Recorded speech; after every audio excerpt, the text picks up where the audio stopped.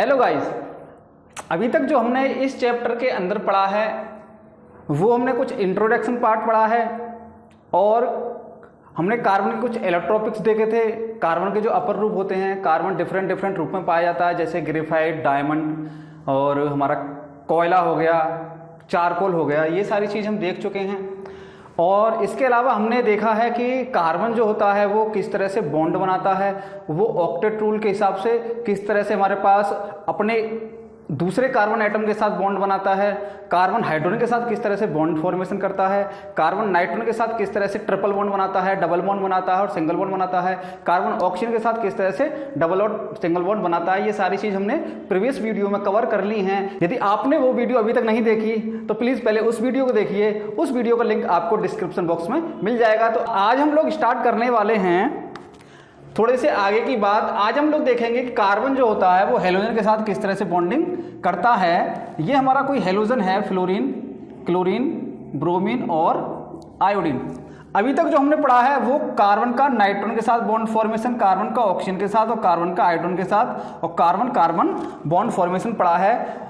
जो हमारा नाइट्रोजन होता है वो मैक्सिमम 3 बॉन्ड कार्बन के साथ बना सकता है, 2 बॉन्ड भी बना लेता है और सिंगल बॉन्ड भी बना लेता है। लेकिन नाइट्रोजन जो होगा वो 3 बॉन्ड बनाएगा, 3 से ज़्यादा नहीं बनाएगा। कार्बन जो होगा वो 4 बॉन्ड बनाता है, 4 से ज़्यादा बॉन्ड नहीं बनाता। ऑक्सीजन जो होता है वो 2 बॉन्ड बनाता है, 2 से ज़्यादा बॉन्ड नहीं बनाता। वो सिंगल बॉन्ड के साथ भी कार्बन से जुड़ सकता है और डबल बॉन्ड के साथ भी कार्बन से जुड़ सकता है। ठीक है, ऐसे हमारे पास जो हाइड्रोजन होता है वो सिंगल बॉन्ड के साथ ही कार्बन से जुड़ेगा और कार्बन कार्बन के साथ डबल बॉन्ड भी बना सकते हैं, ट्रिपल बॉन्ड भी बना सकते हैं। ठीक है, कुछ इस तरह से ये हमने बॉन्ड फॉर्मेशन देखा था। कार्बन कार्बन के साथ ही चेन बनाता है, कार्बन अदर एलिमेंट के साथ चेन नहीं बनाता। इसका भी रीजन हमने बता दिया था, एक बार फिर देख लेते हैं कि जब हम किसी अदर एलिमेंट का चेन बनाने की कोशिश करते हैं, जैसे कि हमारे पास नाइट्रोजन हो गया, हम कह रहे हैं कि नाइट्रोजन कभी चेन नहीं बनाएगा, श्रृंखला नहीं बनाएगा, जबकि कार्बन जो होता है वो श्रृंखला बना लेता है, चेन बना लेता है। ऐसा क्यों हो रहा है? देखो, जब हम कार्बन की श्रृंखला की बात करते हैं तो सबसे पहले तो आपको ये पता होना चाहिए कि कार्बन के वैलेंस शेल में 4 इलेक्ट्रॉन होते हैं और कुछ इस तरह से वो 4 इलेक्ट्रॉन होते हैं। तो ऑक्टेट रूल के मुताबिक इसको 4 इलेक्ट्रॉन की नीड रहती है ताकि ये अपना ऑक्टेट पूरा कर पाए। तो जब ये दूसरे कार्बन के साथ कुछ इस तरह से बॉन्डिंग करता है तो इसका ऑक्टेट क्या हो जाता है? कंप्लीट हो जाता है। अब देखो, कार्बन के वैलेंस शेल में 4 इलेक्ट्रॉन थे, चारों इलेक्ट्रॉनों ने दूसरे कार्बन एटम के साथ एक एक सिंगल बॉन्ड बना लिया। इस कार्बन के पास 1 2 3 4 इलेक्ट्रॉन थे इसके वैलेंस शेल में, तो ये वाला इलेक्ट्रॉन इसके साथ बना लेगा बॉन्ड, ये इलेक्ट्रॉन इस कार्बन के साथ, ये इलेक्ट्रॉन इसके साथ और ये इसके साथ। इसके पास भी 4 इलेक्ट्रॉन होंगे, इसके पास भी 4 इलेक्ट्रॉन होंगे, इसके पास भी क्या होंगे? 4 इलेक्ट्रॉन होंगे। तो इसके पास वैलेंस शेल में अब कोई फालतू का इलेक्ट्रॉन नहीं बचा। सारे इलेक्ट्रॉन जो इसके वैलेंस शेल में थे, चारों के चारों, वो कहाँ हो गए? वो बॉन्डेड में, बॉन्डिंग इलेक्ट्रॉन हो गए। वो कहाँ हो गए? वो बॉन्ड बनाने में चले गए। इसने बॉन्ड बना लिया, इसने बॉन्ड, तो इसके पास कोई एक्स्ट्रा इलेक्ट्रॉन नहीं बचा, जैसा कि हमारे पास नाइट्रोजन के केस में बच रहे थे इलेक्ट्रॉन। देखा था आपने कि नाइट्रोजन के केस में बॉन्ड बनाने के बाद भी 2 इलेक्ट्रॉन बच रहे थे, जबकि कार्बन के केस में कोई इलेक्ट्रॉन शेष नहीं बचता। सारे इलेक्ट्रॉन कहाँ चले जाते हैं? बॉन्डिंग में चले जाते हैं। 4 इलेक्ट्रॉन होते हैं, चारों के चारों कहाँ चले गए? बॉन्डिंग में चले गए, कोई इलेक्ट्रॉन शेष नहीं बचेगा, जिसकी वजह से अब देखो यहाँ भी सारे के सारे इलेक्ट्रॉन घिर गए, इस कार्बन के भी सारे इलेक्ट्रॉन घिर गए, इस कार्बन के भी चारों इलेक्ट्रॉन घिर गए और इस कार्बन के भी। अब यहाँ पे कोई इलेक्ट्रॉन नहीं है, ना ही इसके ऊपर कोई इलेक्ट्रॉन है, ना ही इसके ऊपर कोई इलेक्ट्रॉन है। तो जब इलेक्ट्रॉन नहीं होगा तो कोई रिपल्सन नहीं होगा, और जब कोई रिपल्सन नहीं होगा तो ये चेन आसानी से बन जाएगी, कोई यहाँ पे बॉन्ड ब्रेकिंग नहीं होगी। जबकि यहाँ पे क्या हो रहा था? यहाँ पे ये रिपल्सन काम कर रहा था क्योंकि यहाँ पे इलेक्ट्रॉन मौजूद थे। ऐसे ही ऑक्सीजन के केस में क्या था कि यहाँ पे नॉन बॉन्डेड इलेक्ट्रॉन जो थे, इनको हम लोन पेयर कह रहे थे, जो कि बॉन्ड नहीं बना रहे थे, जो कि एक्स्ट्रा इलेक्ट्रॉन होते हैं, जो फालतू इलेक्ट्रॉन होते हैं। ठीक है, उन इलेक्ट्रॉन की वजह से क्या होता है? आपस में रिपल्सन होता है। ये वाले इलेक्ट्रॉन इस वाले इलेक्ट्रॉन से क्या करेंगे? रिपल्सन करेंगे, तो ये बॉन्ड क्या हो जाता है? वीक, और ये ब्रेक हो जाता है। इसलिए ऑक्सीजन कभी चेन नहीं बनाते, नाइट्रोजन कभी चेन नहीं बनाता, कार्बन चेन बनाता है। वो सिंगल नाइट्रोजन सिंगल बॉन्ड के थ्रू भी चेन नहीं बनाएगा। सपोज करो इस तरह से कुछ इसकी चेन बन रही है इस तरह से, तो ये चेन भी पॉसिबल नहीं होती, ठीक है, चाहे वो डबल बॉन्ड्स हो, क्योंकि रिपल्सन तो यहाँ भी होना है। समझ आ गई बात। ये सारे कंपाउंड जो होते हैं इनके बीच में जो बॉन्ड होता है वो होता है हमारे पास कोवैलेंट बॉन्ड, सहसंयोजी बंध। ये बॉन्ड कार्बन के कंपाउंड में पाया जाता है। जितने भी कार्बन के कंपाउंड हैं उन सब में क्या होता है, कोवैलेंट बॉन्ड होता है, सहसंयोजी बंध होता है, यानी कि इलेक्ट्रॉन की साझेदारी से बना हुआ बंध होता है।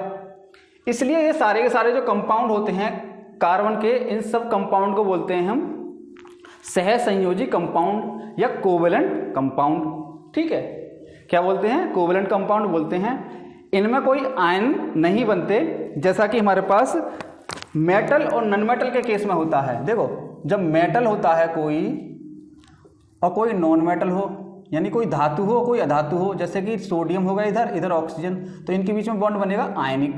कैसा, आयनिक, क्योंकि ये अपना इलेक्ट्रॉन देगा, ये इलेक्ट्रॉन लेगा। यहाँ पे इलेक्ट्रॉन देना लेना नहीं होता, यहाँ पे इलेक्ट्रॉन की क्या होती है, साझेदारी होती है। यहाँ पे इलेक्ट्रॉन का लेना देना नहीं होता कि ये इलेक्ट्रॉन देगा वो लेगा। यहाँ पे क्या होगा, यहाँ पे एक शेयरिंग होती है, एक साझेदारी होती है कि मैं भी दूं और तू भी अपना दे, बराबर साझेदारी करते हैं।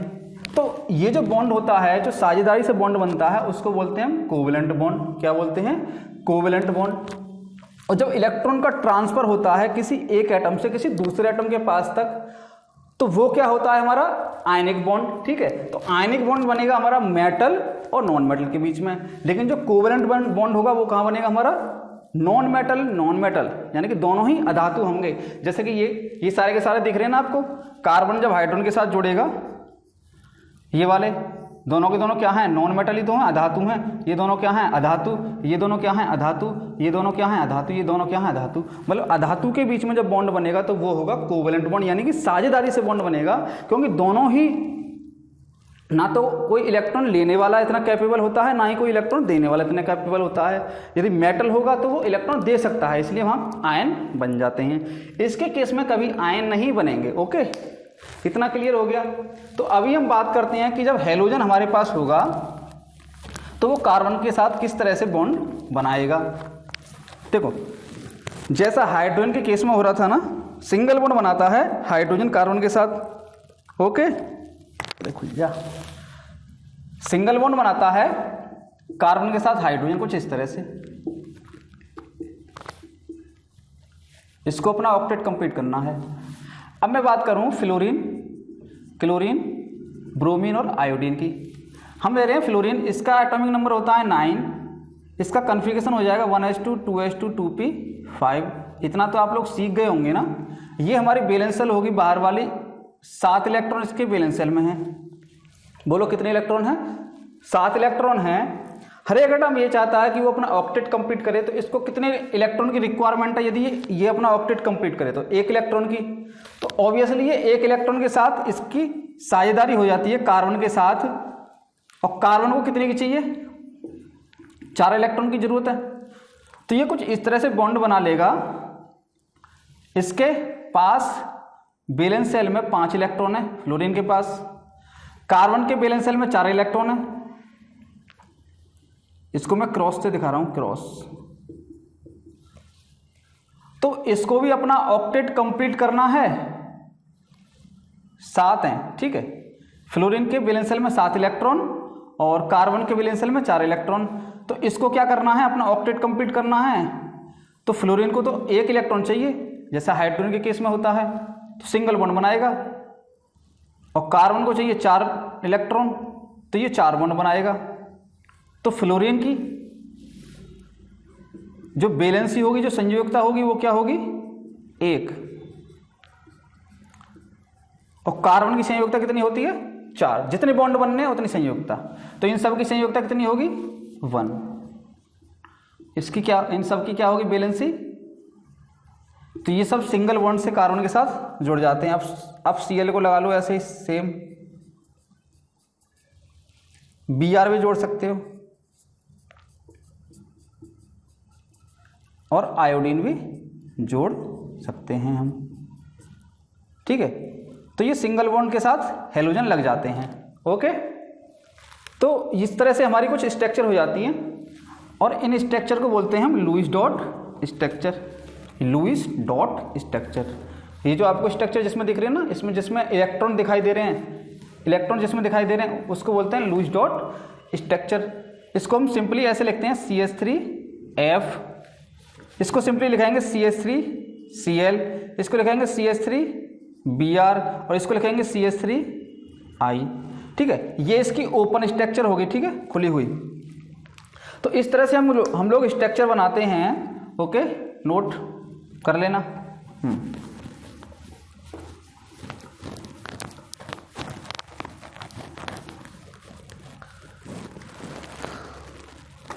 अब मैं कुछ और स्ट्रक्चर के बारे में डिस्कस करता हूं। सपोज करो इस तरह से हमारे पास कोई स्ट्रक्चर है, तो क्या ये पॉसिबल है? बिल्कुल पॉसिबल है, ये स्ट्रक्चर बिल्कुल पॉसिबल होती है। इसको लिखते हैं CH3OCH3।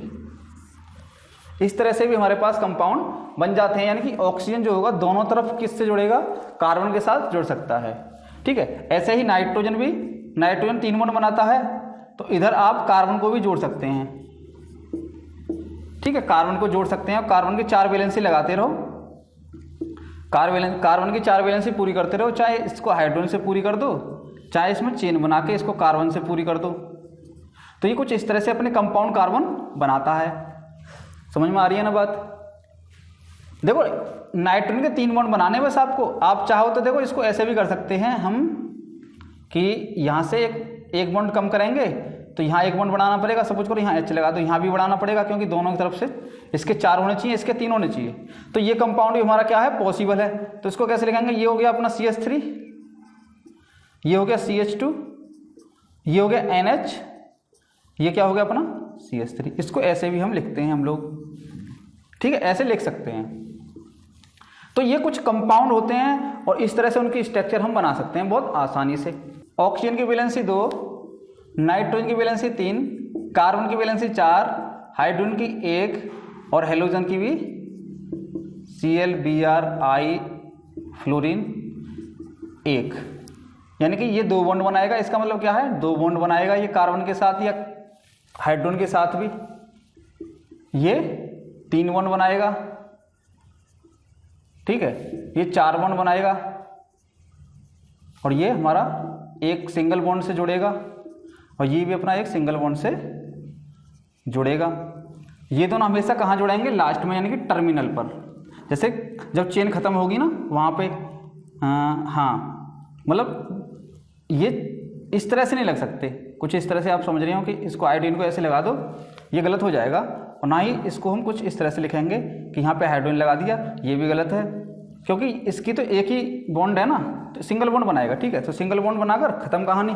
सिंगल बॉन्ड बनाना बस आपको इसके साथ, इनके साथ क्या बनाना है? सिंगल बॉन्ड बनाना है। चाहे यहाँ पे Cl लगा दो, चाहे I लगा दो, चाहे F लगा दो, चाहे Br लगा दो। इसके बाद आप इसको ऐसे नहीं कर सकते कि साहब इसको हम ऐसे कर दें, ये गलत हो जाएगा। ऐसे ही हाइड्रोजन भी क्या करता है? कुछ इस तरह से अपनी कहानी खत्म करता है। लेकिन हम नाइट्रोजन के साथ इस तरह से कार्बन की अलग चेन इस तरह से बना सकते हैं, क्योंकि नाइट्रोजन 3 बॉन्ड बना सकता है इसलिए। ठीक है, और वो डबल बॉन्ड की भी चेन हो सकती है इस तरह से कुछ। हमें तो कार्बन की 4 चाहिए, नाइट्रोजन की 3 चाहिए। बनाते रहो चेन, जोड़ते रहो, सारे कंपाउंड, बहुत सारे कंपाउंड बनते रहेंगे। ओके, इतना क्लियर हो गया? सारी चीज़ें क्लियर? ठीक है, ओके, बढ़िया। इसके बाद कुछ और स्ट्रक्चर, जैसे हमारे पास CH4, C2H6, C3H8, C4H10, C5H12, C6H14। देखो, अब ये जो है ना, इनको बोलते हैं हाइड्रोकार्बन। हम लिख लेना भाई लोगों, इनको हाइड्रोकार्बन बोलते हैं, क्योंकि इनमें सिर्फ हाइड्रोजन और कार्बन ही है। इनमें क्या है? हाइड्रोजन और कार्बन। हाइड्रोजन और कार्बन के अलावा कुछ और इनके पास नहीं है, कुछ और इनके पास नहीं है। अगर मैं इनके साथ कोई अदर एलिमेंट जोड़ दूं, इनके अलावा अदर एलिमेंट, यदि मैं कार्बन हाइड्रोजन के अलावा कोई अदर एलिमेंट जोड़ दूं, जैसे हमारे पास ऑक्सीजन हो गया या नाइट्रोजन हो गया या फ्लोरीन हो गया, ठीक है, ठीक है, ये सल्फर हो गया, ठीक है, तो इसको बोलेंगे हम पूरे को कि ये क्या है हमारे पास हाइड्रोकार्बन के डेरिवेटिव, हाइड्रोकार्बन के डेरिवेटिव्स, मतलब हाइड्रोकार्बन से उत्पन्न होने वाली, इनको बोलते हैं व्युत्पन्न। जो हमारा मेन कार्बनिक कंपाउंड है, जो मेन कार्बनिक यौगिक है, वो हमारा ये है, इसमें प्योर हाइड्रोजन और कार्बन ही होते हैं। लेकिन हाइड्रोजन कार्बन के अलावा जैसे CH3Cl अभी बताया था, ये क्या है हमारे पास, इसको बोलते हैं हाइड्रोकार्बन का डेरिवेटिव, ठीक है। हाइड्रोकार्बन के क्या है, ये व्युत्पन्न है, हाइड्रोजन और कार्बन के साथ Cl लग जाए, हाइड्रोजन कार्बन के साथ हमारे पास ऑक्सीजन लग जाए, तो ये क्या है हमारे पास डेरिवेटिव है, क्या है डेरिवेटिव, और इनको बोलते हैं हाइड्रोकार्बन। तो बात करते हैं हाइड्रोकार्बन की, ठीक है, अभी किसकी, हाइड्रोकार्बन की। देखो हाइड्रोकार्बन, हम सिंपल वाले हाइड्रोकार्बन पढ़ेंगे आज। 3 तरह के होते हैं सिंपल वाले जो हाइड्रोकार्बन होते हैं, वो 3 तरह के होते हैं, यहाँ पे मैंने लिखे हुए हैं। एक तो होते हैं हमारे पास एल्किन, बस अभी आप इनको देखते रहो, इसमें कोई दिक्कत वाली बात नहीं है। एल्किन, दूसरे होते हैं एल्काइन, मैं बता रहा हूँ सिंपल, बिल्कुल सिंपल जो होते हैं, ठीक है, जिनमें ओपन श्रृंखला होती है, जिनमें खुली हुई श्रृंखला होती है, उन्हें एल्किन, और तीसरे होते हैं हमारे एल्काइन। एल्किन वो होते हैं जिनका हमारा जनरल फॉर्मूला ये होता है, यानी कि इनका जनरल फॉर्मूला, इनको बनाने का जो फॉर्मूला है, ठीक है, वो ये है सामान्य सूत्र, और इसका होता है CnH2n, और इनका होता है हमारे पास CnH2n-2। अभी मैं बना के दिखाता हूँ। n की वैल्यू यहाँ पे 1 से लेकर 1, 2, 3, 4 इस तरह से चलती रहती है। अब मैं बात करता हूँ एल्केन की। देखो n की वैल्यू 1 लगा के देखना, यहाँ पे C1 हो गया, H यहाँ 1 लगाना, 2 × 1 तो ये हो जाएगा हमारा 4, तो ये बनेगा CH4। इसका नाम होता है मीथेन। इसका क्या नाम होता है, मीथेन, यानी कि इनके पीछे क्या आएगी, एन आएगी। ये जो ना इनके पीछे, सबके पीछे एन आने वाली है। और एक कार्बन को बोलते हैं मीथ, एक कार्बन को बोलते हैं मीथ, और एन तो सबके पीछे आने ही वाली है। दूसरा होता है C2n = 1, n = 2 रखना इसमें, तो ये हो जाएगा C2H, 2 रखेंगे तो 2 × 2 4, 4 और 2 6, तो ये हो गया हमारा, इसको बोलते हैं हम लोग ईथेन। क्या बोलते हैं, ईथेन। ये है हमारा मीथेन, यानी कि सबके पीछे एन आएगी। क्या आएगी, एन। एक कार्बन को मीथ, दूसरे कार्बन को ईथ, और n = 3 हो तो यह आएगा 8। इसको बोलते हैं हम प्रोपेन, इसको बोलते हैं प्रोप, इसको बोलते हैं ईथ। n = 4 हो तो C4H10। ये होता है अपना ब्यूटेन, ब्यूटेन, ब्यूटेन। ये होता है अपना प्रोपेन, हिंदी में लिख दूं प्रोपेन, प्रोपेन। ओके, n = 4 लिख लो। तो ये सारे एल्केन हैं। क्या है, alkane. Alkane, methane, ethane, propane, butane. n = जब 5 होगा तो पेंटेन। क्या आएगा, पेंटेन। समझ में आ रही है ना बात। n = 6 hexane, n = 7 heptane, n = 8 लगाओगे तो ऑक्टेन। तो देखो n ना, n तो फिक्स है। अब आपको याद क्या रखना है कि यदि 1 कार्बन हो तो नाम बनेगा मीथ, कार्बन 2 हो ईथ, कार्बन 3 हो प्रोप, कार्बन 4 हो ब्यूट, कार्बन 5 हो पेंट। पेंट, एन को हटा दो बस, हेक्स, हेप्ट, ऑक्ट। इतना क्लियर हुआ। अब बात करते हैं एल्कीन, इनको नोट कर लेना। ओके हाँ ठीक है ठीक है ठीक है। इसके बाद बात करते हैं एल्कीन क्या होती हैं। ये अपने हाइड्रोकार्बन हैं, क्योंकि इनके अंदर हाइड्रोजन और कार्बन ही है। इसका जनरल फॉर्मूला अपना ये हो गया CnH2n, n बराबर 1 लगाना तो ये हो जाएगा C1H2। अब मुझे ये बताओ, ये पॉसिबल है?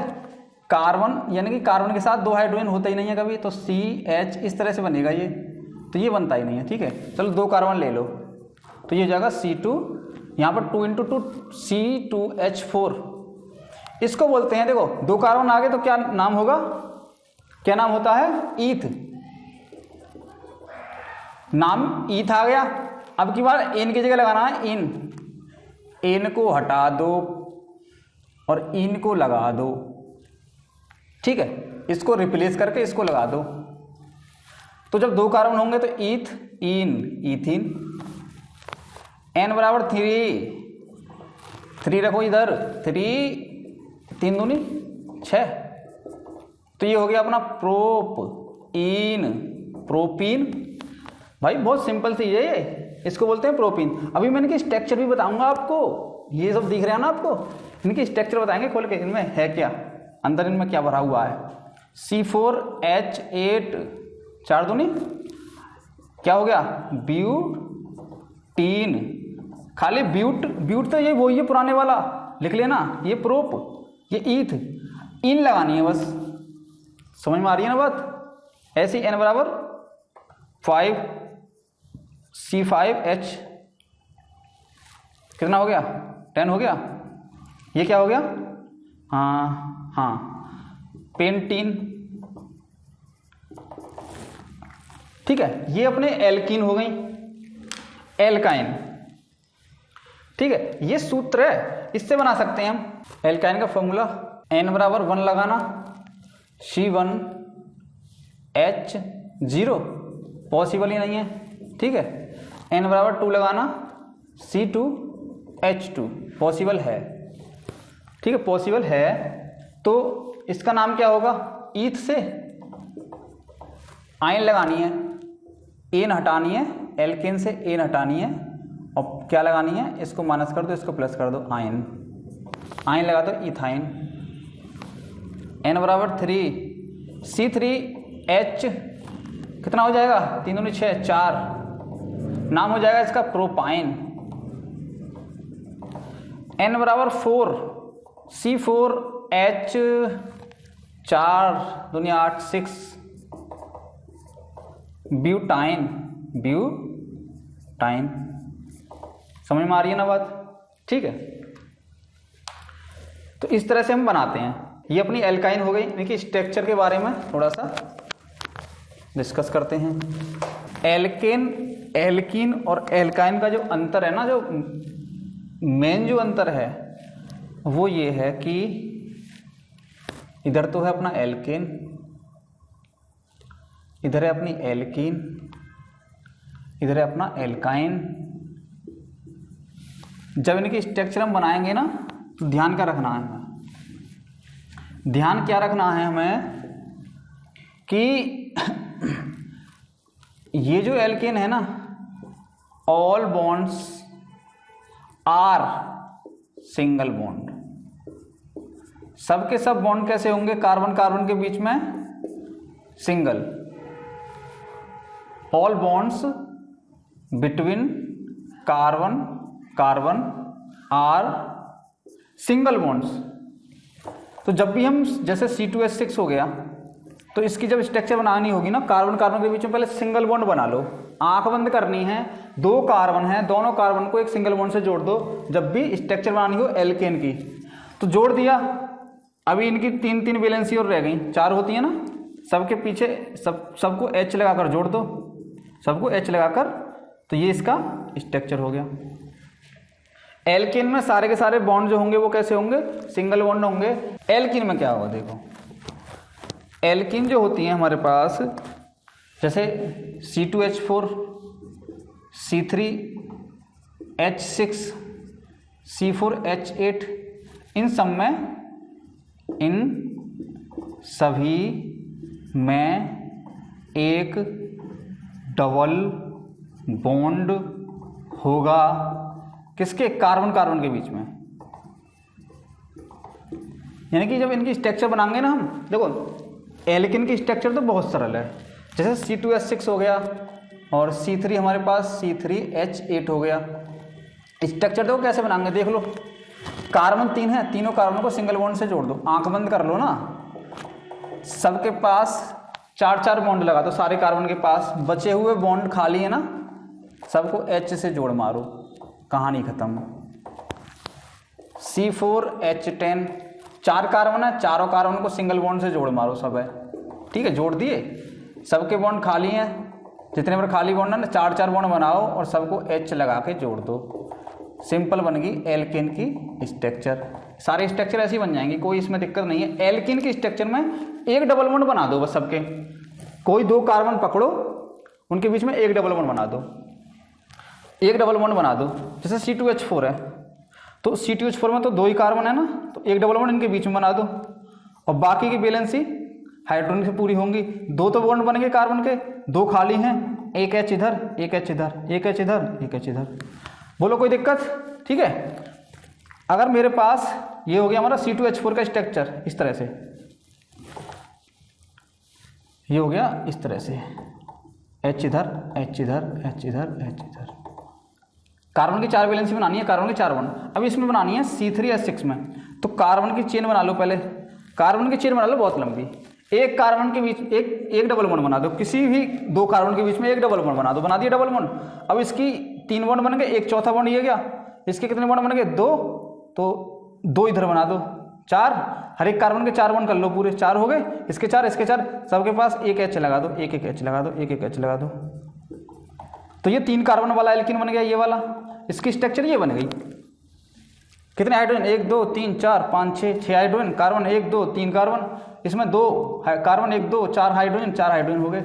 इसकी स्ट्रक्चर देखो कैसे बनाएंगे, 4 कार्बन है, 1 2 3, चारों को एक सिंगल बॉन्ड से जोड़ो, एक डबल बॉन्ड कहीं भी लगा दो, कहीं भी जहाँ भी थोड़ी इच्छा कर रही हो। इसके कितने बॉन्ड हो गए, 2 बॉन्ड और बना दो, इसके 3 हो गए, एक और लगा दो, इसमें 2 लगा दो, इसमें 3 लगा दो, सबको H से सेटिस्फाइड कर दो। 1 2 3 4 5 6 7 8 हाइड्रोजन, 1 2 3 4 4 कार्बन। ओके, तो ये क्या होगी हमारे पास ब्यूटीन, ये क्या होगी प्रोपीन, और ये हमारी ईथेन। तो इसकी स्ट्रक्चर को इस तरह से बनाते हैं। एल्कीन में एक डबल बॉन्ड बनाना है, इनमें कोई डबल बॉन्ड नहीं बनाना, बाकी के जो हमारे बॉन्ड ने सबको हाइड्रोजन से जोड़ दो। एल्काइन की बात करते हैं, एल्काइन में क्या होगा 1 ट्रिपल बॉन्ड होगा कार्बन कार्बन के बीच में। तो जैसे मेरे पास एल्काइन का फॉर्मूला होता है CnH2n-2, बना के देखो C2H2 हो गया, C2 C3 3 दूनी 6 6 6 6 6 4, हाँ 4, और C4H कितना हो गया 4 दूनी 8 6। बनाओ स्ट्रक्चर इसकी, 2 कार्बन है, सिंगल बॉन्ड लगाओ। तो मैं ये कह रहा हूँ कि ट्रिपल बॉन्ड आएगा, तो यहाँ तो 2 ही कार्बन ट्रिपल बॉन्ड इन्हीं के बीच में आएगा। कार्बन के 3 बॉन्ड पूरे, एक और बॉन्ड पूरा करो, 4 4 हाइड्रोजन से जोड़ दो, बन गया 2 हाइड्रोजन 2 कार्बन, ये रहा C2H2। इसमें 1 2 3 कार्बन, ट्रिपल बॉन्ड लगा दो, कहीं भी लगा दो, बन गया ट्रिपल बॉन्ड। इसकी एक वैलेंसी खाली, H लगा दो, इसकी एक भी खाली नहीं है, देखो अभी इसकी 3 खाली हैं, H लगा दो। 1 2 3 4 4 हाइड्रोजन हो गए, 3 कार्बन, 1 2 3 4, 1 2 3 कार्बन, इसका 4 कार्बन, 1 2 3 4, एक ट्रिपल बॉन्ड कहीं भी लगा दो, लगा दिया। इसकी एक वैलेंसी खाली, इसकी एक भी नहीं खाली, बाकी को H से जोड़ दो। यानी कि एक ट्रिपल बॉन्ड लगाना बस, इसमें एक डबल बॉन्ड लगाना है। तो 1 2 3 4 5 6 6 हाइड्रोजन, 4 1 2 3 4 कार्बन। तो इस तरह से बनाते हैं हम हाइड्रोकार्बन। जो सिंपल वाले हाइड्रोकार्बन हैं उनकी स्ट्रक्चर, उनके नाम मैंने आप लोगों ने देख लिए, स्ट्रक्चर देख लिए, स्ट्रक्चर बनानी आ गई। तो अभी के लिए इतना ही। Okay, thank you very much.